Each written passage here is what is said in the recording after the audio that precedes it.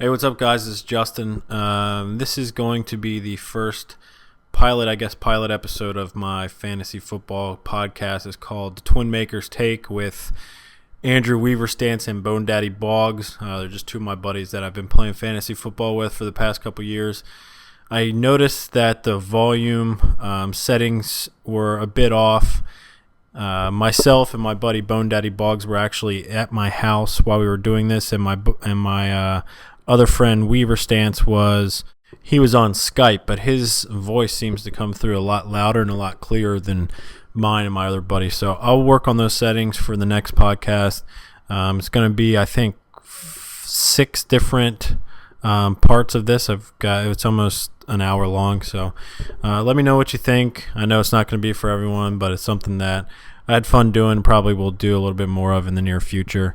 This is the running back episode. We will be doing wide receivers, quarterback, tight ends, defense in the next couple weeks or so before the season starts. All right, let me know what you think. Thanks. All right, welcome to the pilot podcast of Twin Makers Take, featuring Andrew Weaverstance and Bonedaddy Boggs. I am Justin. Here today, my friend Weave. Hey, guys. Weave is in Richmond, Virginia right now. We're recording this in the nation's capital, outside the nation's capital, Alexandria, Virginia. And to my right, in person, I have Bonedaddy Boggs, my buddy Mick.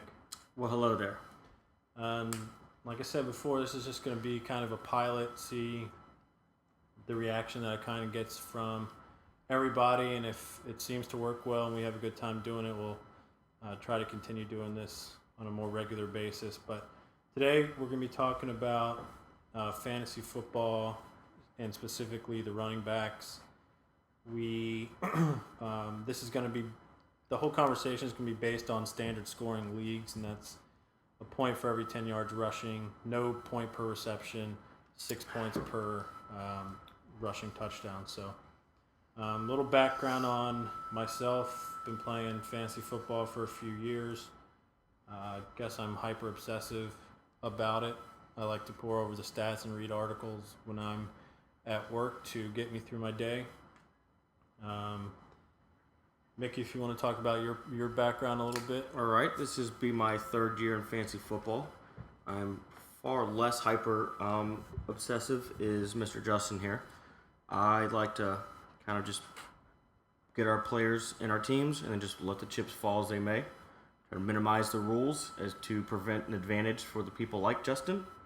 And try to draft well, which I did terribly last year and got last place. So Actually, I think you came in next to last. I pulled out a week 14 victory. victory over Lowry, and that put you in next to last. But Okay. Weave, what do you got? Hi, I'm a second-year participant. Last year was my rookie year. I got more and more into it as the year went on. I absolutely had a blast. Didn't pay much attention during the draft. I mean, I kind of was just going with whoever was next on the list. I think I ended up having a pretty good team. So this year I'm kind of worried that I'm going to actually take my time and research the draft and end up screwing it up and having a shitty team. So, we'll see what happens, but I'm excited to get underway for the second year. Yeah, I think last year you probably had the best team. You had a couple bad breaks there at the end with Calvin Johnson, but I thought you had the best team. Your running backs were S. Jacks, Thomas Jones, and who else do you have? I had Rashard Mendenhall at the That's right. end. Yeah, so you had a pretty solid team, and especially for you guys, I guess we need to point this out. That's a pretty solid team, especially in a 14-team league. That's the size of our league, and we do it for, I guess, fairness purposes. So we have a 13-week regular season where each team plays, everyone plays each other once, and so no one gets to play each other twice, and then 6 teams make the playoffs. So for a league that large, We've had a fairly stacked team.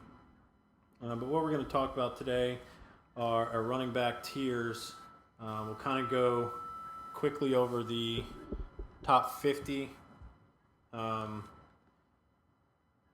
This is in no way a expert's point of view, but I'd like to think that we're all pretty smart people, and have enough information to make a fairly educated guess. So let's start, kind of just go through everyone's tier one. Weave, you want to start with your tier one running backs? Sure. I'm kind of going about it. Most of the guys I like are guys that are going to, be the workhorse, get all the touches. Of course, I like Chris Johnson, Age Peterson, Maurice Jones-Drew, Ray Rice. I mean, those are kind of the standard top four. After that, there's, I guess that's kind of my top tier. How deep you want to go with these tiers? I would agree with you there, Mr. Weaverstance. I have the same four. Those are the only four that you can say could get you 30 plus points in standard scoring any week at random. I think they are obviously elite, and they're their own group. And I don't think the number one pick, which will most likely be Chris Johnson in most groups, is in any way guaranteed to be any better than the most likely fourth pick of that group, which is Ray Rice. Yeah, I mean, my first tier is, I guess it's kind of semantics, but my first tier is only CJ and Adrian Peterson, and it's only because those are the only two, in my personal opinion, who could arguably, well, I guess not arguably, but those are the only two really that I think should be number one overalls. In a PPR league or something like that, I could see Ray Rice being up there, but I just think with the terrible offense that Jacksonville has and the additions in the Baltimore offense and still the existence of McGahee, that's why I just have Ray Rice and MJD in the second tier. But your first overall pick is going to be who? If I had the number one pick, I would take Chris Johnson. All right, and let me ask you this question: are you at all worried? He had, I think, 358 rushes last year, and we all know about the curse of 370. We saw it take Michael Turner down last year as well. Larry Johnson a few years ago. Johnson. I mean, it's a pretty legitimate quote-unquote curse. Are you at all worried about his production, knowing that he is kind of a scat back, but he did get 358 carries last year and over 400 touches from scrimmage? Are you at all worried about him being injury prone, or I guess is it too early in his career to tell? I just like his youth. He's just so young, and I just feel like for these first few years in the league, he's not going to have injury problems. I mean, I don't know how old exactly Michael Turner is, and Larry Johnson when he had his huge number of touches, but I just think he's young and he's going to be able to handle it at this age. Another thing you got to take into consideration is Johnson doesn't get hit hard a lot.